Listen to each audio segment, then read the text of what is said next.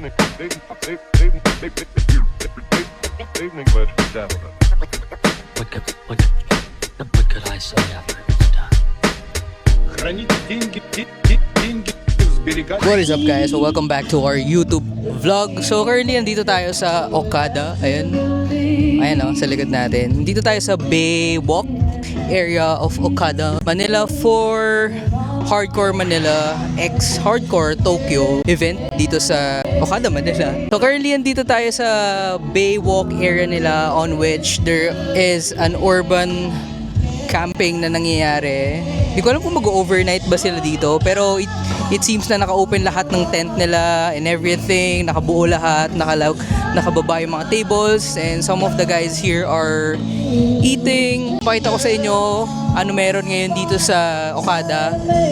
This is a 3-day event, so day 1 ngayon. Tomorrow will be the main event here sa Okada, which will be Saturday. So today is Friday, then Saturday, Sunday. It's a 3-day event. Saturday is yung pupunta yung mga car clubs na nandito. Para around 300 cars daw yung estimated nila na pupunta dito sa Okada for welcoming yung bisita natin from Japan, si June of Hardcore Tokyo. Pero day 1 lang ako makapunta. So sorry, hindi ko mapapakita sa inyo yung day 2 and day 3. Pero papakita ko na lang sa inyo kung ano meron ngayon sa day 1 of the car meet of Hardcore Manila X Hardcore Tokyo. And if hindi pa kayo nagsusubscribe guys, parang nakita ko 80% sa inyo hindi pa subscribe. Mag-subscribe na kayo. It really helps up with our channel, and comment na rin kayo para more engagements, mas better algorithm. Yun lang, without further ado, let's check out the cars here sa Baywalk of Okada, Manila. Let's go! Vibe check muna ako kanina. Medyo malaki yung venue. Actually, naligaw pa nga ako kanina. Hindi ko mahanap tong area na to. Paikot-ikot lang ako sa casino. So, punta muna tayo dun sa may stage area. Then, we head on over dun sa likod.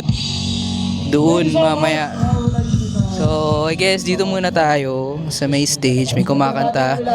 Sana di tayo makapiright. May jeep pa dun, no?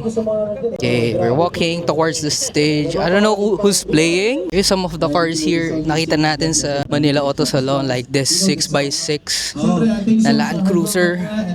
Grabe to, guys. Grabe talaga to.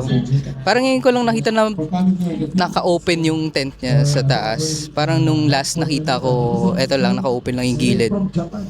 Land Cruiser 6x6. Solid, solid. Of course, kay Sir Jack siya kasi ang Ayan, organizer. meron dito ang OTJ. Ayan o, super low OTJ. Solid o. Sobrang bihira na makakita na ito sa Manila. Pero sa Cavite, I'm sure marami na ito. Boss Henry, Boss Henry. The wheels, super low, camo paint. Ay, camo wrap. Ayan. Ganda, ito yung loob niya. Ibang-iba talaga. TRD shift na Tsaka yung saraw doon. Kakaiba talaga yan. quick release, naka racing seats, solid. Yung likod niya. Yan. Syempre, we have to bring out our A game for our guest na si June of Hardcore Tokyo. So, ito yung makikita niya. Yung welcome committee ng Hardcore Manila. Hindi lang sa usaping sasakyan yan. Yan, may jeep pa dito. This 400Z and another jeep. Parang saraw type Walang beat. toxic dyan. Oh, saraw nga eh. Dito lang Anong seater kaya to? Parang siguro Chill lang lahat. ilan yan? Para 5 sa likod, then 2 sa harap. Then another Tamiya type OTJ dito. Yan, all out. Naka Toyota engine, naka racing seats, naka sounds, everything. Beatbox. Ganda, ganda. May Larry Chen pa. Ah, sila pala yung na-feature ni Larry Chen. Ayan o, may Larry Chen sticker siya. Ganda, ganda. Yan. OTJ 1, OTJ 2. Like what I've said, naka-open lahat ng tents nila, nakalapag lahat ng seats. Ito nakita ko to nung Legends of the 90s. Ayan. And may mga Honda Jazz dito on the other side. City. Have an LC 200 here. May G-Wagon. 4x4. Jeep Rubicon. Jimny. Ayan. Ganda naman ng mugs na ito. Damn, look at that. Look at that angle. Ganda, ganda. Imagine all the rigs built to roam free. Ganda. You know. Team Autobots pala. Then we have a Land Cruiser Prado white. Look at that. Ganda. Oh. Imagine all the rigs built to roam free. Turbo Modelista LC Prado. Sobrang macho niya tignan. So ito pala ang Modelista kits for the Land Cruiser Prado. Look at that. Beautiful car. Everything with the Mitsuba. Guys, look at this LC200. Street style naman to. Grabe yung brakes, oh. Laki. Wheels, wild wheels. Wild kits siguro to. Not wild, wild. W-A-L-D. V8. Ganda, oh. Ito pang city street cruiser type beat yung dadalin mo. Ganda. LC200. On our left, merong Jimny JB74. Ganda nung niya, nung tent. I don't know kung sa kanya rin yung tent. Pero terno black on black. And they also have 4x4 products over here. Ito, may mga rechargeable ref. Ayan, pwede mong baunin yan pag nag-camping ka. Pag may mga cold cuts ka, yan, pwede, Mr. Coleman. Then ito, hindi ko wala masyado napansin na Kia pala to. Kia K2700.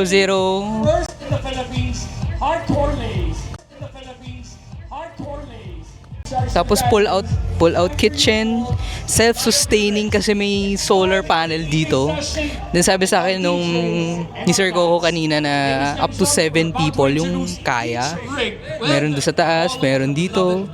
Ito ata for shower, camping. Sir, question. This is a Kia K2700. It was the model before the recent K25. They had a K27. It's the one same chassis, pero the K25 now has a 6-speed 2.5 CRDI turbo. This has the mechanical one. Okay. It's a 2.7 but I fit out a turbo in it.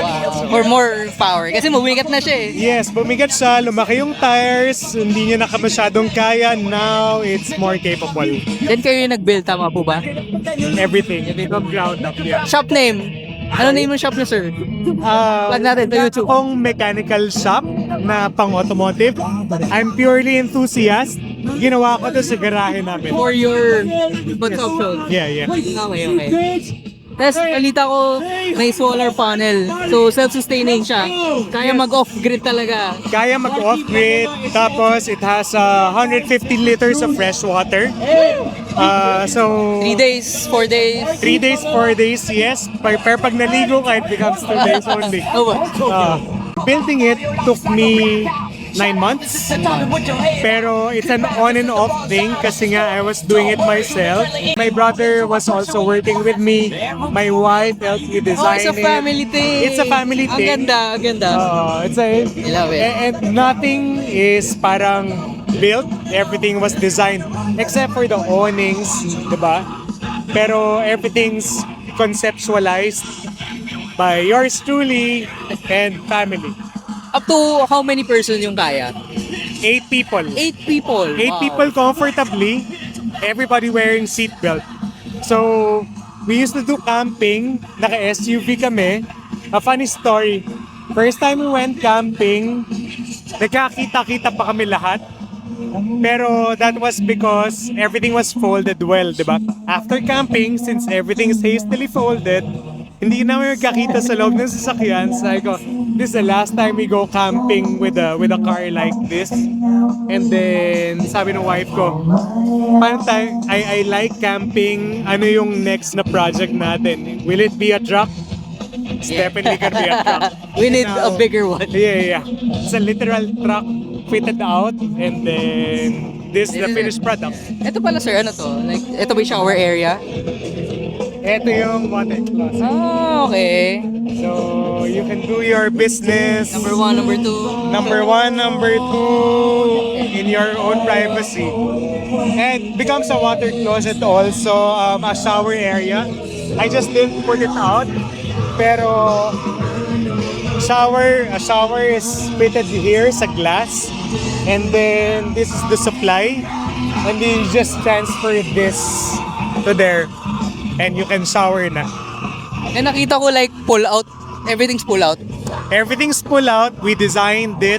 You can inflate 2 king-size beds dito sa baba. The challenge was 8 people without a tent. Without that eh.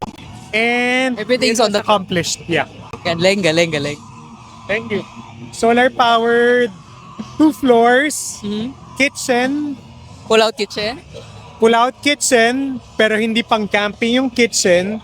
We used to do butane, pero funny, isang meal lang yung butane can ubos na. So it's not, Kailangan na ng gasolina. it's not viable. So this one, siguro mga 5, 6, 7 campings in a year, may natitira pa siya.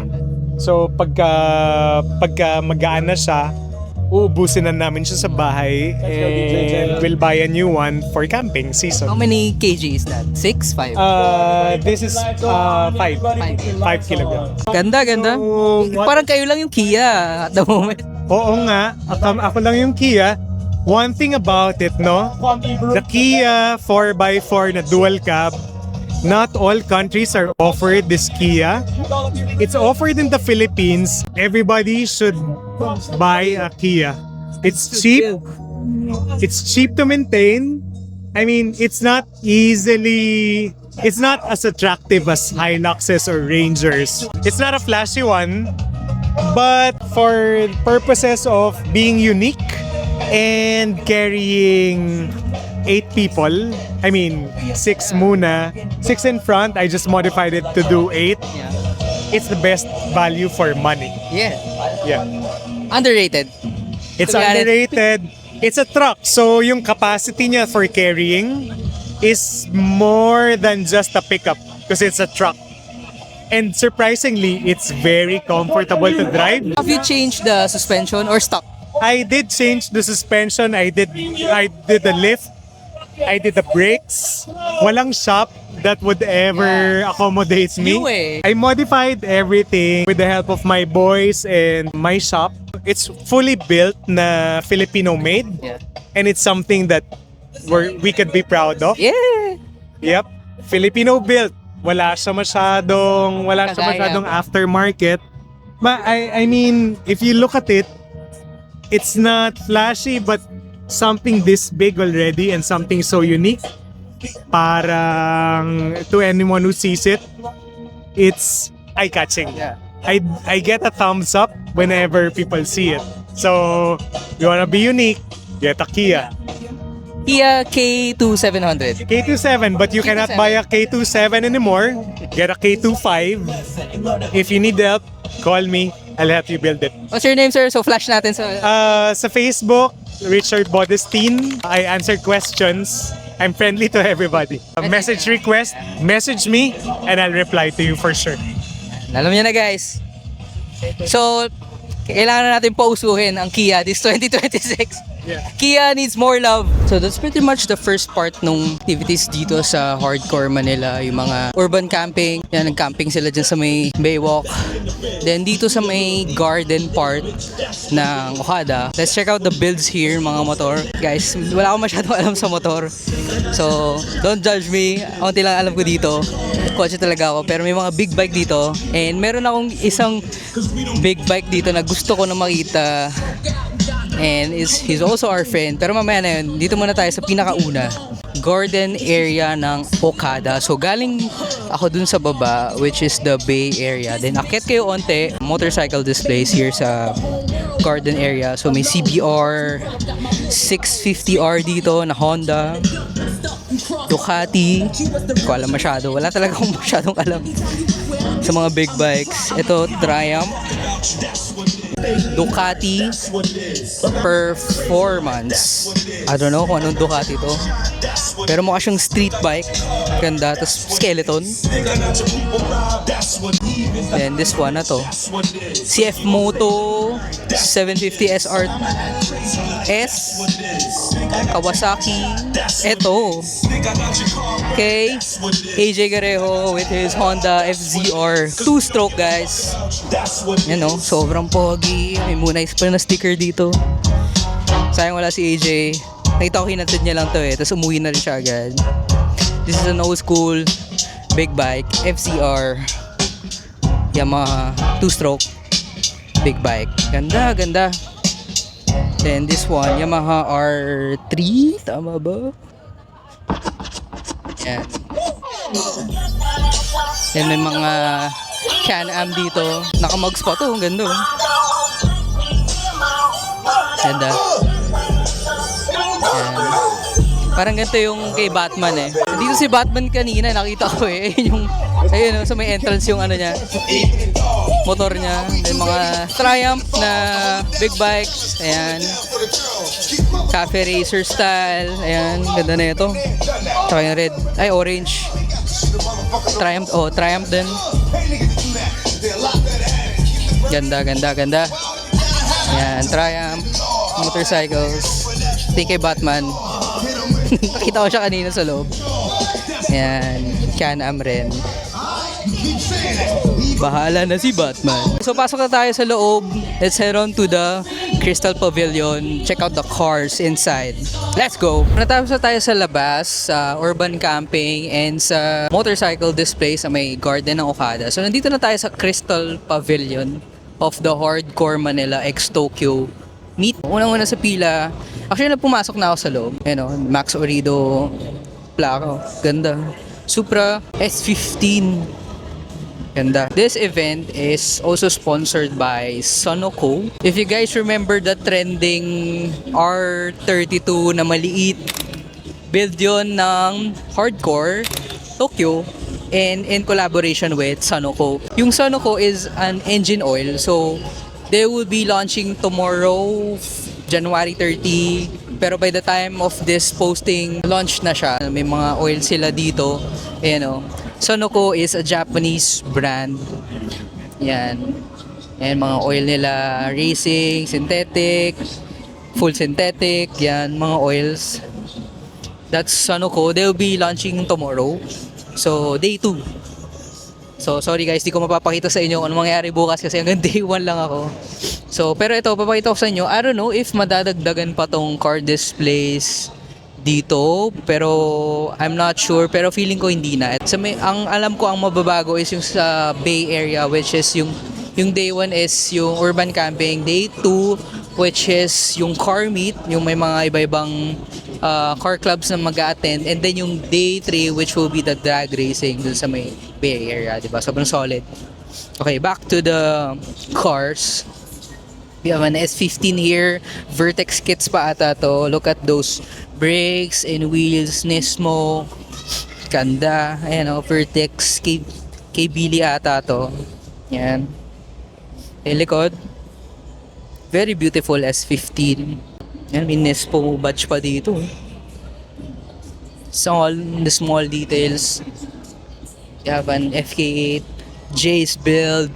Over here. Type R. All out. Yan. Ganda ng brakes, Brembo, everything with the seats, Type R. We have a GR Yaris over here. Anong kits to? Garage Vari. Then we have a Lancer over here. Evo 3. Yeah. Evo 3. Nice wheels, Aussie wheels. Super clean with the rally art. Seats and pati yung likod, rally art din. Nice, nice. Sayang, hindi ako makapunta sa likod. I believe the first Sunoco livery sa Pinas. Ayan, kay Sir Coco. Ganda ng plaka, GRY 444. Ganda. Para siyang laruan. May ano pa siya dito. Tomica sticker. Then we have another FL5, GR Yaris, Unique Clutch Livery. Then Evo on CEs, C28. Ganda, ganda. Yan, Lancer Evolution MR. Yan. Basta 8 or 9. Pag 9 ata merong parang splitter dito sa taas. Mahirap i-distinguish pag walang marking eh, no? And we have an Integra dito.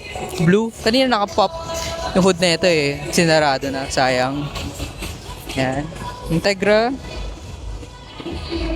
Parang nakita ko to sa Legends. Ay, Neoclassic pala. Parang sa Neoclassic ko to nakita. Then, an FL5 Type R. Then, ang nag-iisang pickup at Toyota na gusto ko ngayon sa meet na to. An SR5 Hilux 2002 or 2003. I don't know. Very beautiful. Ang ganda. Shit. Gusto ko na ito. Look at the interior. Super clean. Naka-corduroy seats. Hindi ko makita kung gray ba or white. Medyo madilim kasi. Sorry guys. Medyo madilim yung area. Ito yung likod. Ganda, man. Lifted. Not too high. Tama lang. Anong mags to? Method. Yan. Sarap na ito. Ipang daily. 2.8. Diesel ba to? Or gas? Feel ko diesel. Here's the front. Here's the side. Hilux 2002 SR5. Then we have here PK Civic Type R on spoon yellow. Yan. Ganda ng ano pag sa Okada. Very futuristic yung background eh. You have a Porsche 911 here. Nia 911. Then kay Kiwi ata to. BRZ on anong kits nga ba to? Varis. Oh yeah, Varis nga. Ayan Hey Boss Kiwi. 8 Mile Auto Care. Yeah, kay Kiwi nga yan God Sauce. Kay Direct Kiwi. Oh, sobrang solid. God Sauce Studios. Yeah, shout out to you Boss Kiwi. Porsche GT3. Yan. Mga nice to have. Porsche GT3. Balang araw. Pwede kaya pumasok dito? Dito tayo. Ito. Yellow Lancer Evo 5. Evo 5. Ayan. Civic. Mga Type R. Ayan. Okay, punta na tayo sa kabila. Okay, dito naman tayo sa may harap. Kanina doon tayo sa may likod. May mga Lambo dito. Yan, Lambos. Pero mas gusto ko yung mga JDM. Yan, we have a GT3 RS. Woo! GT4 RS. Pero dito pa rin ako, GT3. May Supra doon and Subaru sa likod niya. Nandito rin pala yung SATA. Yan, if you guys need tools, can hit up SATA. Then may Evo sila for display. We have Cylon and battery Outlast. So, medyo madilim na yung part na dito. So bear with me guys. Sorry, medyo madilim. We have an M2. Ganda. Parang soul red yung kulay niya. Na may pagka soul red. Hindi siya soul red. May pagka. Yan, with the BBS wheels. Yan, ganda. I like this build. Ganda. Yan, BBS LM. Here, Ribbon Arcs. Formula V1 or West Racing. Yan. This car is an open cockpit. Yan. Makita mo in single seater lang. Ayan. Tsaka upo. Very tight. Ikaw lang talaga. Then may Eversense sticker sila dito. Ayan. Medyo nabura lang kasi pang racing to guys. Hindi siya pang display lang. Ayan o. Kita mo yung mga battle scars niyan. Ayan o. Gamit na gamit. Nakarota wheels, rota reeves ata to. Ayan. Meron pa ba tayo sticker sa likod? Wala na. Yan. So, This car is 1.5 liter na Toyota engine. I'm not sure. Feeling ko 1NZ to. 1NZ engine. And since lightweight siya, pwede siyang around 200 kilometers per hour kasi sobrang lightweight niya. Yan. Formula V1 West Racing. Yan. Sobrang solid. By Ribbon Arc. Yeah. So V1 by Ribbon Arc. Yan. Sobrang solid. M2 Drake spec. Daming M2 pero puro Euro cars na dito. Some Japanese cars. Have an Audi. And we have GTT guys, not GTR. Ayan o. Ito may badge na talaga. GTT. If mapapansin nyo guys, mga GTT medyo mas narrower sila. And kita nyo dun sa may rear part. Ayan, medyo diretso. Pero pag GTR, medyo may umbok yan dito sa may wheel well. Mas malapad siya. And honestly, kung mag-build ka ng GTT, go all out. Kasi very few lang kayo eh. Yung iba, GTT, kino-convert to GTR. Own it. Ka GTT. Yan. And another one, GTT. Iba yung headlights na ito ah. Same lang ba sila? Parang smoke. Ayan. GTT. Ito nakita ko sa Manila Auto Salon. Sa booth ng Hardcore Manila. And Panic ba? Tama. Basta ayun, magkalapit lang sila. Ayan. GTT. One white and one Bayside blue. Autogenics ata yun. Booth ng Autogenics. Ayan. Skyline Philippines. Ayan. Sa tabi ng GTT, we have an R35 on Varis Kits. Yan, Varis Kits. Kamikaze. Kila Boss HG, yan o. Boss Paolo, yan o, Mafia. Shoutout to Mafia. Shoutout to HG Auto Works. Yan. Damn, look at that. Parang na siyang Gundam. Grabe yung kits. Varis. Nakita ko to. First time I saw this, Neo Classic 2025. Yeah. Kakatabi yun eh. Parang iba-iba. Varis. Top Secret. Side by side mga R35. And this one, Black 35. This one, anong kits to? Parang iba. Ito Varis. I don't know what kits this is. Pero look at that wing. Big wing. Para sila. Big wing gang. Pero iba. Mas iba yung wing na ito eh. And another R35. Ito. Okay. Ito naman yung Top Secret. Yan. With the red R. Top Secret. Top Secret. Ito yung side niya. T37. Pearl white. Yan. It's a Top Secret badge. Red R. And we have a Dodge SRT Hellcat.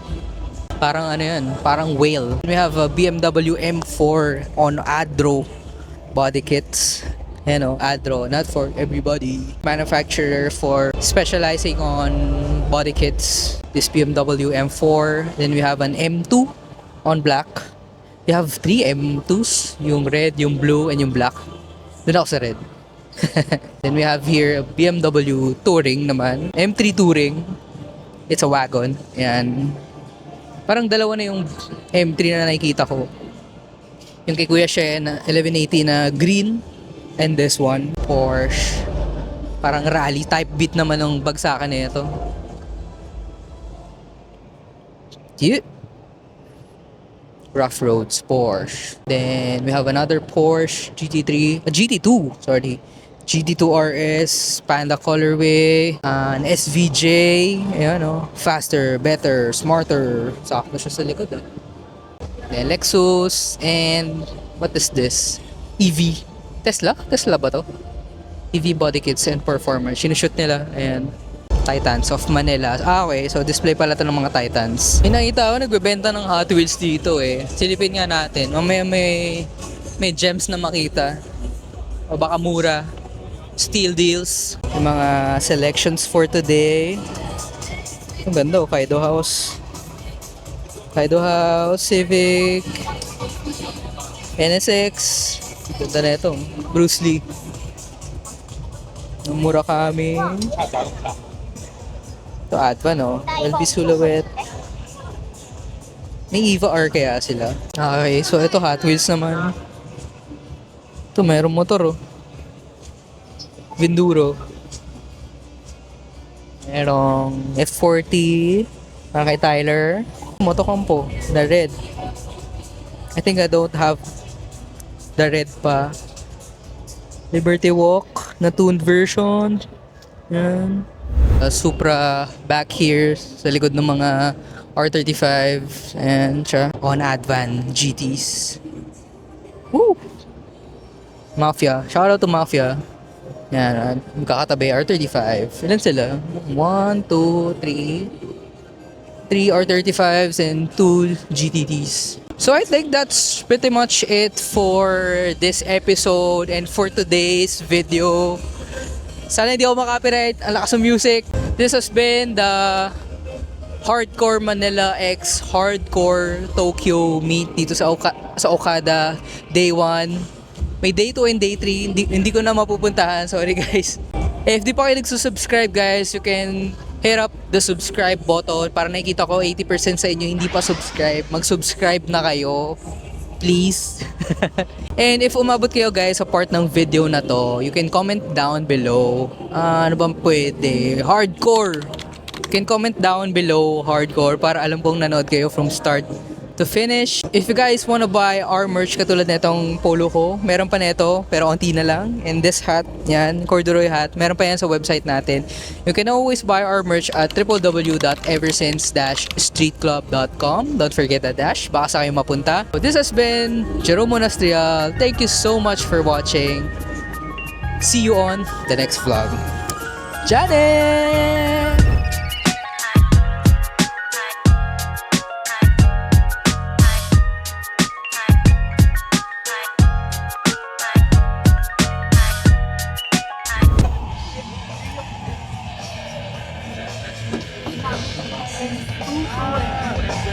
Yun yung picture ko kanina sana sa